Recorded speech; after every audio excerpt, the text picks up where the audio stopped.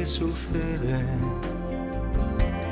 que entre la fe y la felonía, la herencia y la herejía, la jaula y la jauría, entre morir o matar, prefiero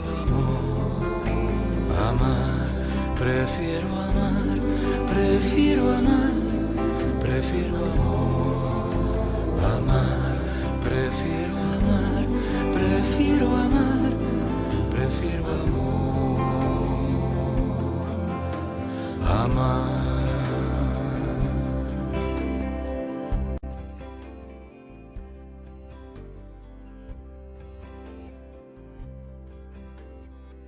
Hola, ¿qué tal, amigos y amigas? Este fin de semana judíos y cristianos están de celebración. Hace no mucho coincidían en Pesaj y Viernes Santo y ahora coinciden prácticamente en Sabot y en Pentecostés, aunque es verdad que la Iglesia Ortodoxa celebra Pentecostés el próximo domingo 4 de junio, pero igualmente mis mejores deseos para ellos.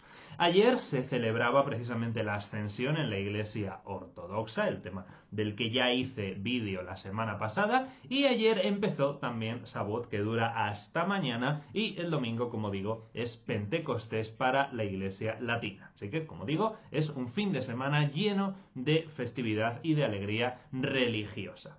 No es extraño que el Pentecostés cristiano esté tan cerca del Sabot judío, ya que en el fondo son la misma fiesta, pero con vestidos religiosos diferentes. Lo que se celebra en Sabot, también llamada fiesta de las semanas, que es lo que significa Sabot en hebreo, aunque recibe otros nombres, como digo, lo que se festeja son las 7 semanas, o mejor dicho, la culminación de las 7 semanas que se cuentan previamente a la celebración, que es lo que se llama la cuenta del Omer, tal como está escrito en Levítico 23, 10, 17. ¿Por qué 7 semanas? Porque según la tradición judía, después de la salida de Egipto, de una esclavitud de 210 años, ¿no?, un acontecimiento que se celebra en Pesaj, el pueblo judío disfrutó de la libertad y se repuso de esas secuelas dejadas por la hostilidad egipcia, por la esclavitud en Egipto, y transcurrido ese tiempo, transcurridas esas 7 semanas, el pueblo elegido estaba preparado para recibir la Torá. Así que al concluir ese periodo de la cuenta del Omer, las 7 semanas, al 50º día se realiza el día festivo por Dios y por la Torá que entregó al pueblo de Israel, tal como se expone en el capítulo 19 del Éxodo, al 50º día. No es casualidad que 50 en griego sea Pentecostés. Es en esta fiesta cuando 50 días después de la Pascua, según el capítulo 2 de Hechos, en los versículos 1 al 4, desciende el Espíritu Santo sobre la primitiva comunidad de seguidores de Jesús reunidos en Jerusalén. Entonces la fiesta, como veis, es la misma. Para los judíos desciende la Torá, para los cristianos el Espíritu Santo. En ambos casos la divinidad se manifiesta y hace descender, se emana de esa manera, un elemento de naturaleza espiritual para aplicarlo a una comunidad material. De hecho, la fiesta es tan igual que no encontramos celebraciones de la fiesta de Pentecostés en sentido netamente cristiano hasta las primeras referencias en los escritos de Ireneo, Tertuliano y Orígenes, o sea, finales del siglo II, principios del siglo III. Pero no me quiero enfocar hoy en los aspectos históricos de Sabot Pentecostés, sino en el simbolismo de aquello que desciende. Entonces, hoy es el mejor momento para hablar del aspecto simbólico de la Torá, que el cristianismo llama Pentateuco y el Islam al-Taurat. Torá es una palabra hebrea que proviene de una raíz trilítera, como todas las palabras en hebreo, ¿no? Ya sabéis que el hebreo no cuenta con vocales, sino que son todo consonantes, y las palabras se forman en función de raíces trilíteras, de conjunto de 3 letras. En el caso de la palabra Torah son las letras Yod, Resh y Hei, que significa, esa raíz, acometer, y que en la Biblia se encuentra relacionada etimológicamente con, por un lado, las nociones de enseñanza e instrucción, es decir, aquello que se enseña, y por el otro también vinculado con la norma y el precepto, es decir, con lo que debe cumplirse. En ese sentido, para el judaísmo, la Torá es lo que Dios manda, lo que dispone de su instrucción, y también lo que el hombre debe cumplir y vivir para responder a la voluntad de Dios y poder realizarse plenamente como ser humano. Por lo tanto, la Torá contiene tanto el aspecto instituyente como el instituido de la ley. Por ese motivo, no se puede traducir sin más como nomos en griego, ni mucho menos como lex en latín, sino que sería bueno que se conservase y se aprendiese y se acostumbrase el oído a pronunciarlo en hebreo, ¿no? A recordarlo en hebreo, a referirnos a ello en hebreo, precisamente para destacar de esa manera su singularidad. Porque en ese sentido, la Torá nunca está hecha del todo, sino que se va haciendo y descubriendo desde Dios a lo largo de la historia. En la Misná, en el tratado Avot 1.1, al principio mismo, la tradición rabínica supone que Dios reveló la Torá a Moisés en el Sinaí y que desde entonces y desde allí se ha venido transmitiendo de una forma doble y complementaria. Primero, como un libro escrito, que es lo que se conoce como Torah Shebiktav, y que es aquello que se identifica con la escritura, simplemente, ¿no? Con lo llamado Torah, los 5 primeros libros de la Biblia, a saber, Bereshit, Génesis, Semot, Éxodo, Vayikra, Levítico, Bemidbar, Números y Devarim, Deuteronomio, es el Pentateuco de los cristianos, ¿no? Pero también se concibe como una tradición oral, que es lo que se conoce como la Torah Shebe-al Peh. Esto no es otra ley, no es una ley distinta, sino que es la misma ley, pero que se despliega y que se expresa también a través de las enseñanzas de los rabinos.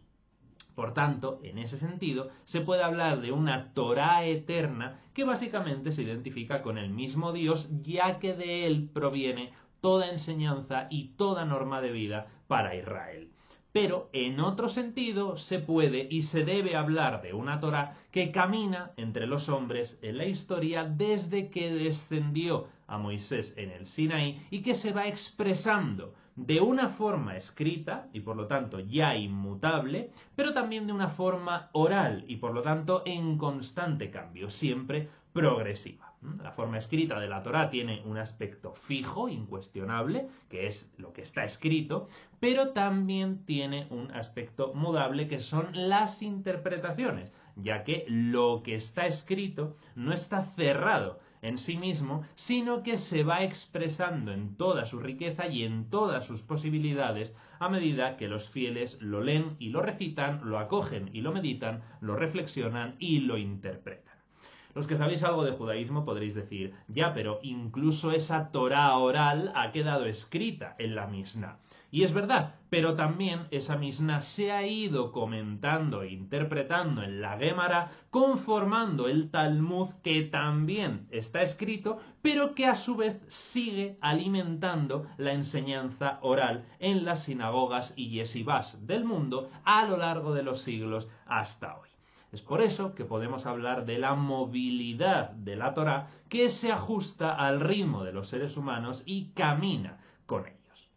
Dentro de poco os contaré una historia judía que demuestra hasta qué punto esto es cierto.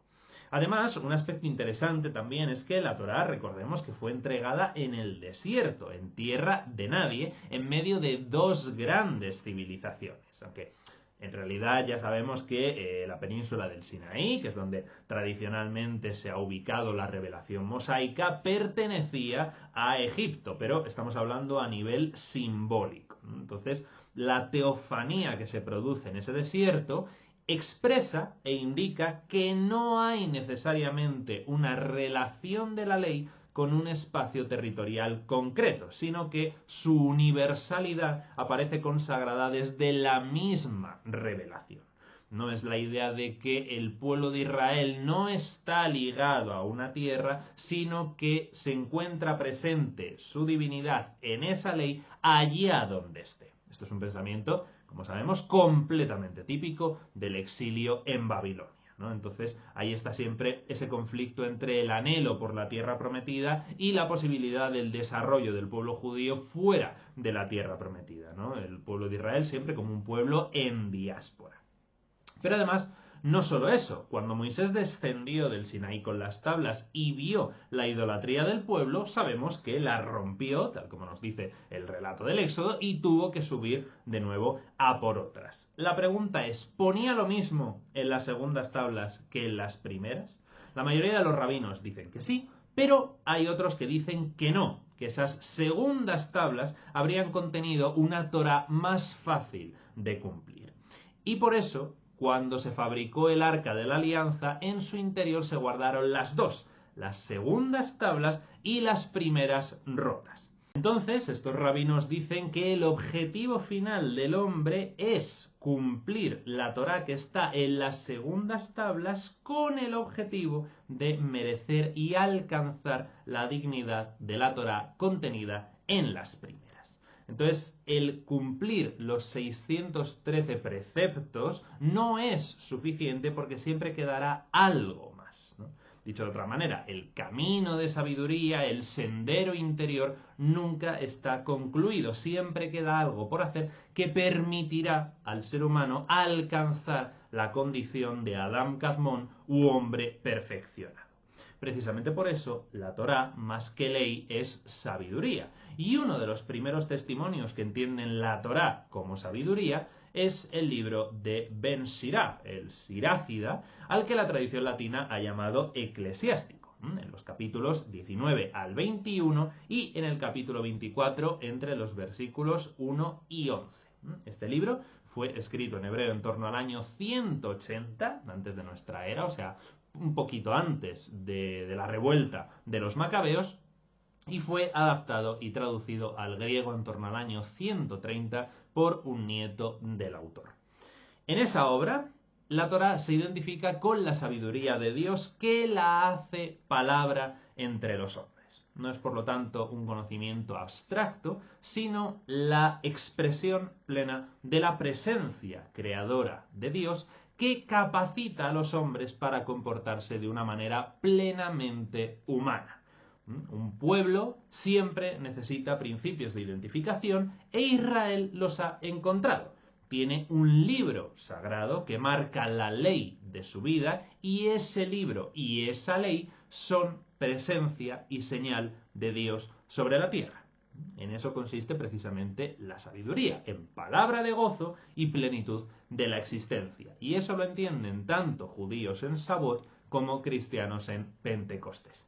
Así que a ambas comunidades les deseamos desde el Centro Ultrella felices fiestas. Y hasta aquí el vídeo de hoy, que espero que os haya gustado. La historia y el análisis crítico de la Torá y del eclesiástico podéis encontrarlo en el curso de la historia de la Biblia, lógicamente, y si os gusta este contenido y queréis apoyarlo, podéis darle un me gusta al vídeo, compartirlo, suscribiéndose al canal si todavía no lo estáis, o haciendo una donación a la cuenta de Ko-fi de la caja de descripción. Muchas gracias por vuestra atención, nos vemos en el próximo vídeo, cuidaos mucho y como siempre, Ultrella.